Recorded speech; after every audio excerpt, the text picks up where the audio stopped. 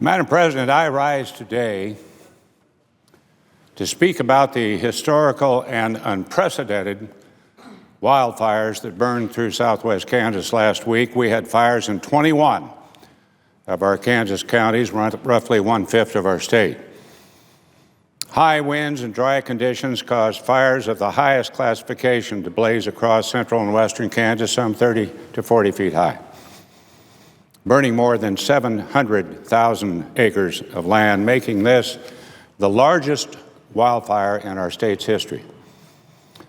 The Kansas Division of Emergency Management has said it could take weeks to determine the full extent of devastation from the fires. Clark County, Kansas officials, that's the county that was the hardest hit, estimate a devastating loss of anywhere from 3,000 to 9,000 head of cattle. That's just one county. As I indicated, Clark County was the hardest hit by the wind-blown fires, with over 85% of the land in the county consumed by these prairie fires. This is hundreds of thousands of acres in one county, over 700,000 in regards to our state. On Friday, I drove south from Dodge City, Kansas, through range and ranch land I didn't even recognize. What used to be gently rolling prairie dotted with herds of cattle and crisscrossed by fencing is now reduced to blackened dust. Friends of mine lost their ranch when a 40-foot wall of fire roared out of the valley over the bluff and burned out their operation. We have unmanageable damage to land and property, but also heart-wrenching scenes of cattle and wildlife burned, wounded, and wandering. Many Kansans lost everything. According to Sheriff John Catron of Clark County, 31 houses and over 440,000 acres were burned there. We have longtime friends there, John and Carol Swayze. We've known them for years. John said to me with tears in his eyes, "Pat, it took me 43 years to build up this operation, and it took about an hour to take it all down." Riding with Sheriff Catron, we were assessing the town of Ashland, where a volunteer firefighting force managed to save the town when it became surrounded in flames.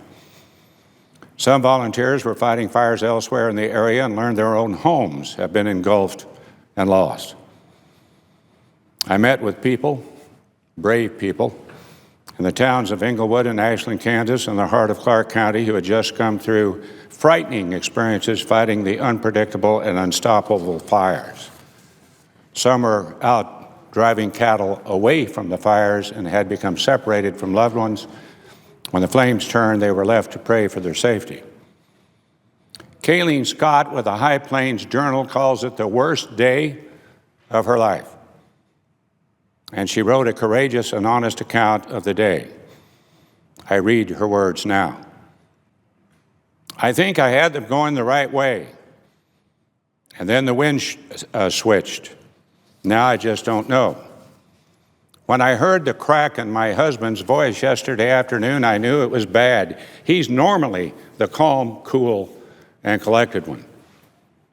A family friend alerted him to the fire in Clark County, very near the Scott farm, after we'd returned home from burying my dad yesterday, coming back from a funeral. When they said the closest neighbor was being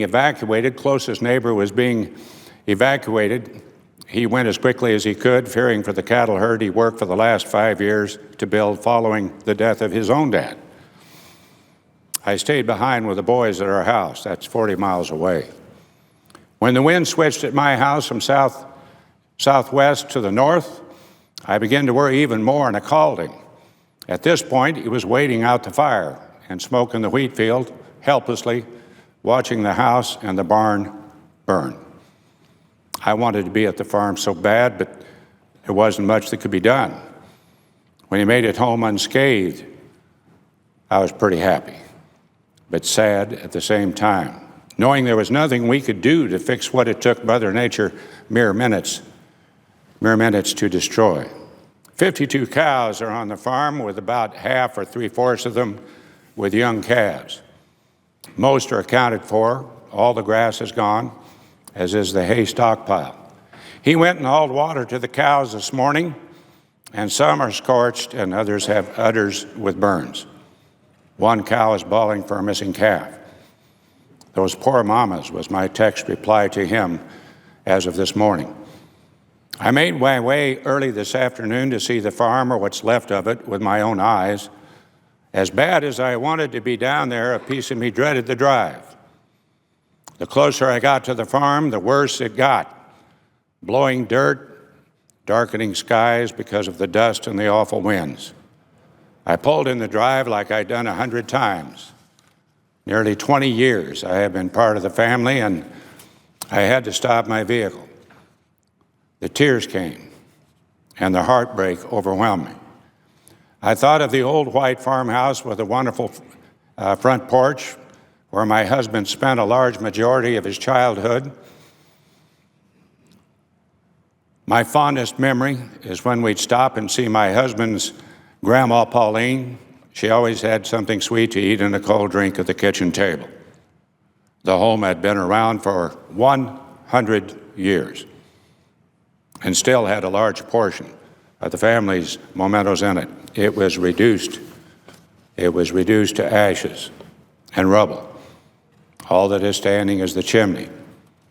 I couldn't see the barn around the trees, but I again had to stop and sit when I pulled around the corner. The barn, the old barn with its red siding. I remember when my father-in-law had it painted and how proud he was because it looked so good. I remember when he laid the brick in front of the tack room and built a new door for it. My boys explored every inch of it when we worked calves last fall. You could almost hear the horses munching in the stalls decades ago when you stood in the center alley. Now it's just a charred pile of tin. I realize the house and barn are just buildings. Things can be replaced, but dang, it's so hard to see it all reduced to ashes and rubble. To see part of the Scott family history, more than 100 years, just be gone, just like that. It's hard. We've had an incredible friends and family offering help, hay and feed, and it's heartwarming to know how much people care. Like I heard an Ashland, Kansas resident on the news this morning being interviewed, it's just what Southwest Kansas people do. Help and survive. Here is a picture that was taken on Kayleen and Spencer Scott wedding day right up here. It's a beautiful sight. Off there in the distance is the Clark County Lake. It's rolling hills, cattle country, cattle and grass. Looking at this picture now, it's not hard to wonder how this land will come back to provide for so many as it has for generations of Kansas farms and ranch families whose sweat and blood have produced for Kansas, our nation, and yes, the world as well. There's the other picture. They got married here, happiest day of their life, saw this, and it became just about the worst day of their life. And yet, having seen this devastation firsthand, I don't wonder about Kansas and our ability to rebuild. It is in our state motto, ad astra per aspera, to the stars through difficulties. In one of the emergency management centers, I met Joyce Ettinger, and when I asked her what I could do to help, she just said, "The Lord will provide." She had lost virtually everything. I think that pretty well sums it up. The faith of Kansans give us courage to rebuild, the courage to come too far. Ashland banker Kendall Kay emotionally said, "Senator, we're going to need help. We really don't want it, but we are going to need it." I am so proud of the people of my state who have come in without help before they were even asked. I have been in contact with all of our producer groups in Kansas, the Kansas Livestock Association, the Kansas Farm Bureau, who along with our state agencies have been leading the voluntary relief effort. I commend them for their efforts in collecting hay for cattle, as well as monetary donations coming in from all parts of the United States, and volunteer coordination for repairs to property and fencing.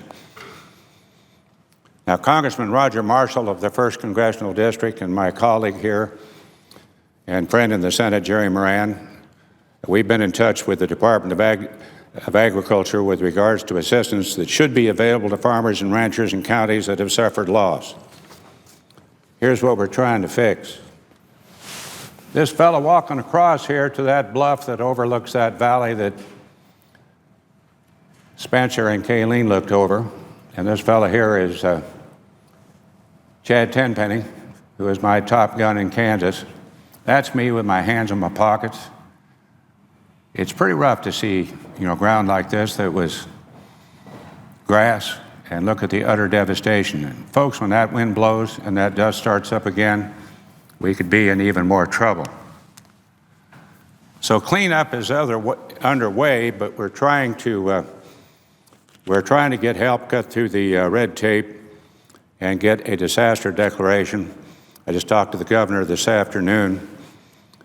And primarily, it's the Emergency Conservation Program, the Livestock Indemnity Program, the EQIP. That's the key program, the Environmental Quality Incentives Program. This won't make people whole by any means, but it will give them hope. So cleanup is underway. Kansas is a bootstrap state. It's just not about building new fencing. We have families who have lost the farmhouse and all of the equipment they need to rebuild. Many livestock producers have had the gruesome task of euthanizing cattle that have been badly burned.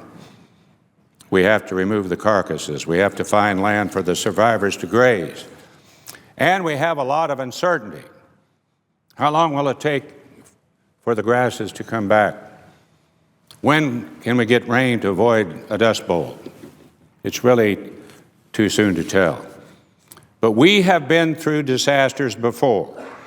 Almost 1 year ago, we had the Anderson Creek fire, and we have come through tornadoes and ice storms. Recovery from disasters of this magnitude, however, requires us to cut through the red tape. It requires getting the right information to producers so they know how to apply for aid, and then to expedite it. And yes, it requires us to look at our programs to see where we can improve them.